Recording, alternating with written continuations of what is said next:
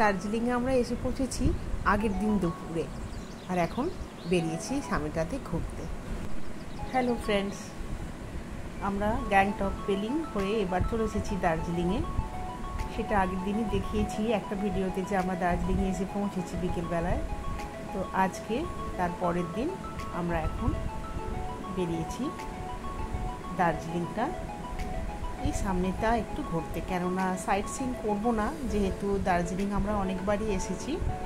কিন্তু এই পাহাড়ে বেড়াতে এলে এই দার্জিলিংয়ের কাছাকাছি গ্যাংটক, পেলিং, সিকিমের দিকটাতে যদি ওগুলো ঘুরে বাড়ি চলে যায়, দার্জিলিংয়ে না আসি, তাই মনটা কেমন লাগে। তাই একবার দার্জিলিংটা ছুঁয়ে যাওয়া, যাতে মনটা আরও ভালো হয়ে যায়।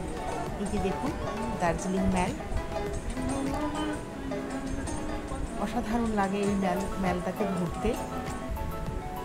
বহুত মানুষ, ট্যুরিস্ট, লোকাল সবারই এই ম্যালটার প্রতি একটা বিশেষ আকর্ষণ। ঘুরতে ঘুরতে আমরা চলেছি এই বিএনটিসির সামনে দাঁড়িয়ে অসংখ্য মানুষ পেয়েছে, তাই আমরাও কিন্তু একটু দাঁড়িয়ে পড়লাম এখানে ছবি তোলার জন্য। বেশ রেডি হয়ে এসেছি, একটু ছবি কি না তুললে হয় বলুন। এই যে একটু এভাবে ছবি তুললাম, ছেলেও দাঁড়িয়ে পড়লো ছবি তোলার জন্য।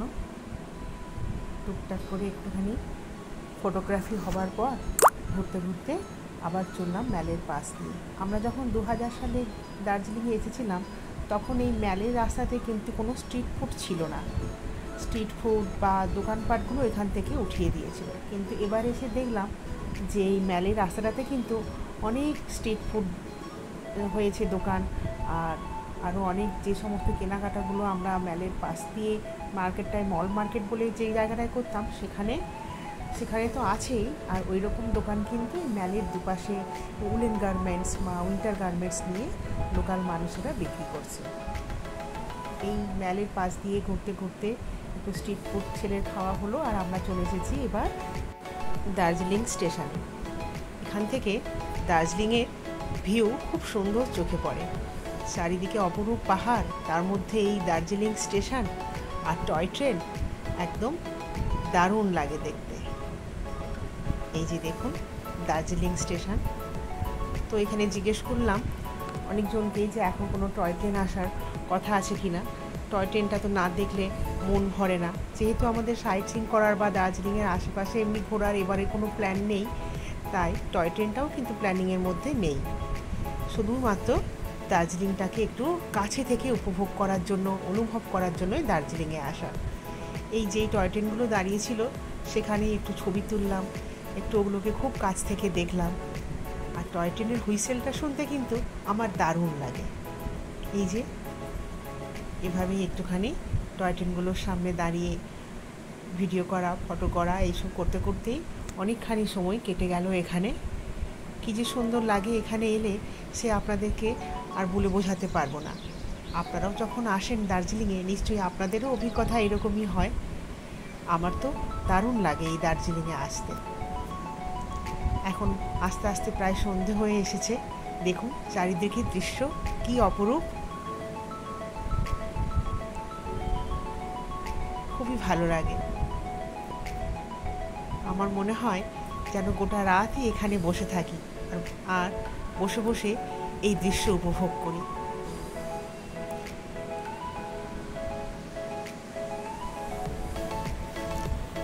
ছেলের চোখে পড়লো একটা জায়গাতে পাশে, ওখানে স্টিম ইঞ্জিনগুলো দাঁড়িয়ে থাকে। আগেও আমরা দেখেছি, তো ছেলের বায়নাতেই এলাম এই স্টিম ইঞ্জিনগুলোর কাছে।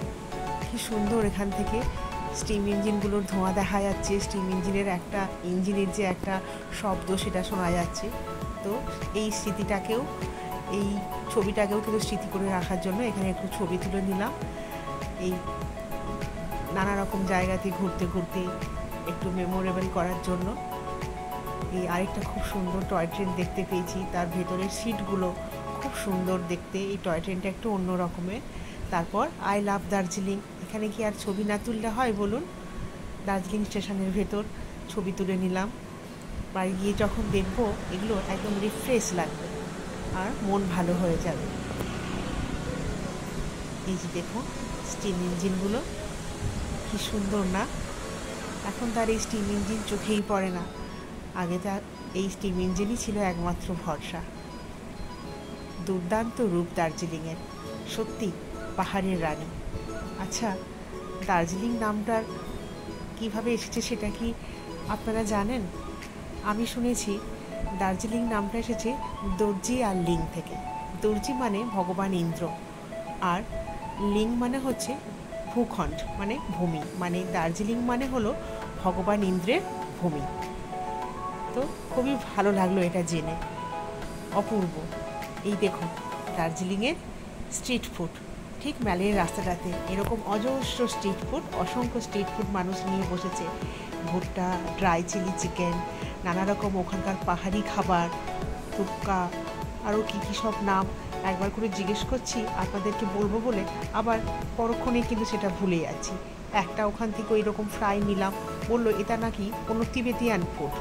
আপনারা যদি নামটা জানেন বলবেন তো নামটা কি। এই যে যেটা নিয়েছি সেটাও ভাজা হচ্ছে, ফ্রাই করা হচ্ছে কড়াতে। দাঁড়ান, আমার ছেলের হাতে এটা টুকরো করে চারটে পিস করে আমাদের চিকেন স্টাফ করা আছে।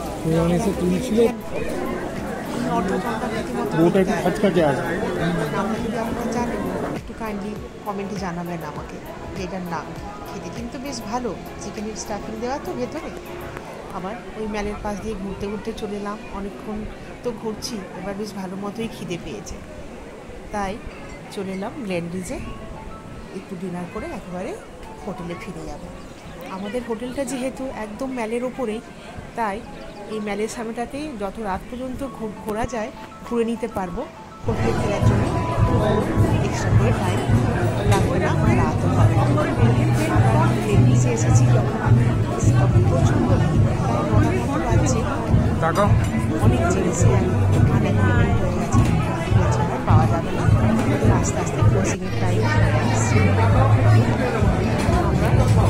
চিকেন পিৎজা ছেলে নিয়েছে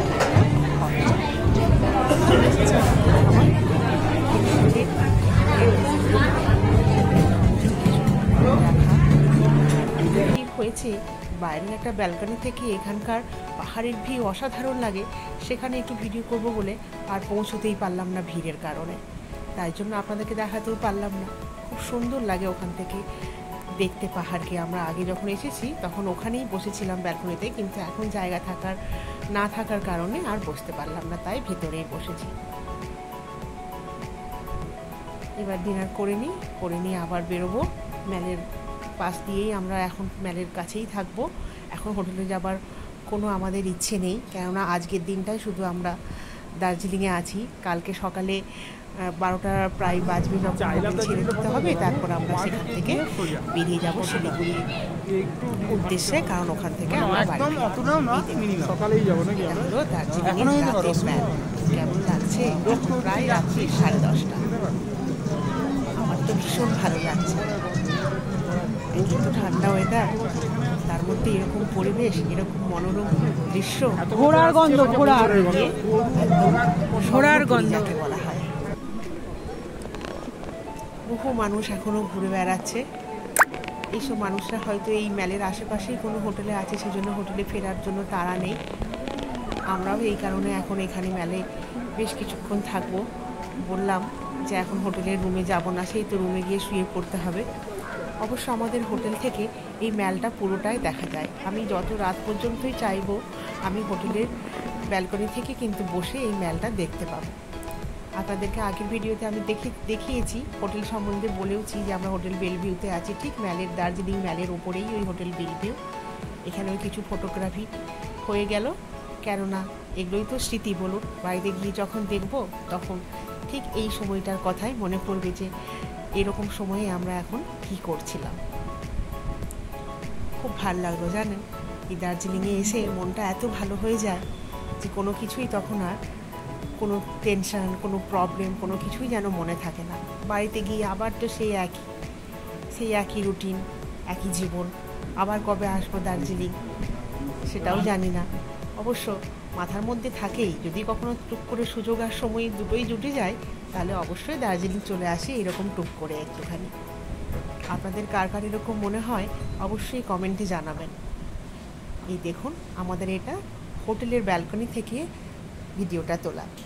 এই পুরো ম্যালটা এখান থেকে দেখা যায়, ম্যালের রাস্তাটা, সব লোকজন ট্যুরিস্ট ঘুরে বেড়ায় এখানে। আর এই যে সামনের ফোয়ারাটা এখন বন্ধ, ফোয়ারাটা কিন্তু বেশ ভালো লাগে দেখতে সন্ধেবেলায় যখন ফাউন্টেন থেকে জলগুলো বেরোয়, লাইটিং হয়।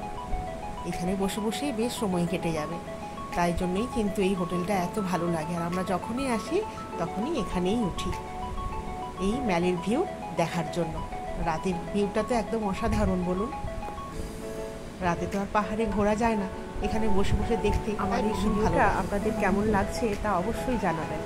আজ আপনারা কি কোথা থেকে আমার ভিডিও দেখছেন সেটাও কিন্তু জানাতে ভুলবেন না। চলুন তাহলে এই আজকে রাতের মতো এখানেই শেষ করি। ভালো থাকবেন, গুড নাইট, টাটা।